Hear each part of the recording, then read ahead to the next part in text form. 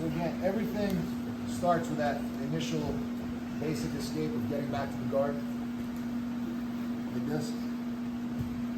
But again, there's a lot of ways that the person can counter that. So the first one that we did was the person gives you really hard shoulder pressure and they're walking away from your leg. That's going to allow you to roll them over your head.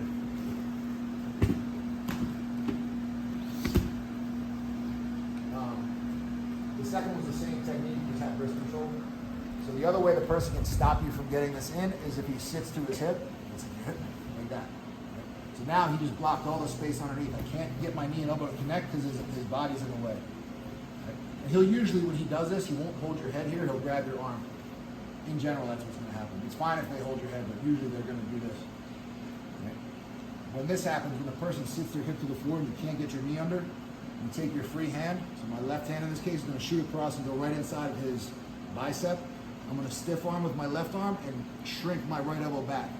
And I might have to, if he's got a good grip on me, I might have to like shake it free.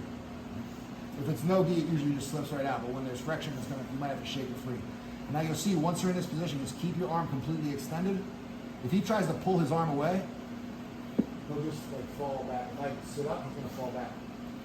Normally what happens is he tries to grab my head again, he drives forward, come up to your knees. He comes up to his knees, and there's all this space, and I can bring my feet back inside to the guard.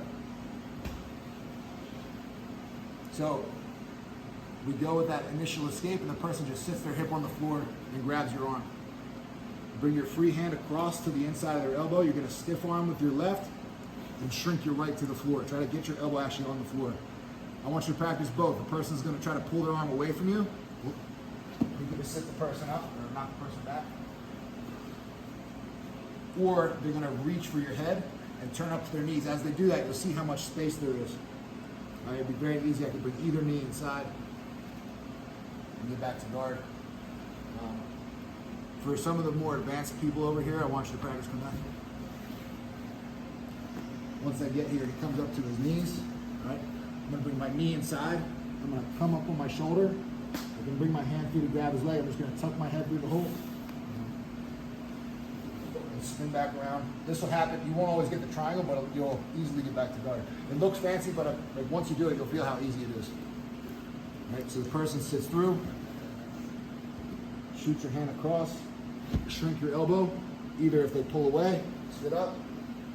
If they come up to their knees, bring your knees inside. Either just get back to full guard and practice keeping their stiff arm. Lean forward a little bit. Bring your knee inside. Come up on your head. You can reach through and catch just to help pull yourself through. I'm going to pull my head between the space between my legs, swing your leg around. Do that one last. 1, 2, 3.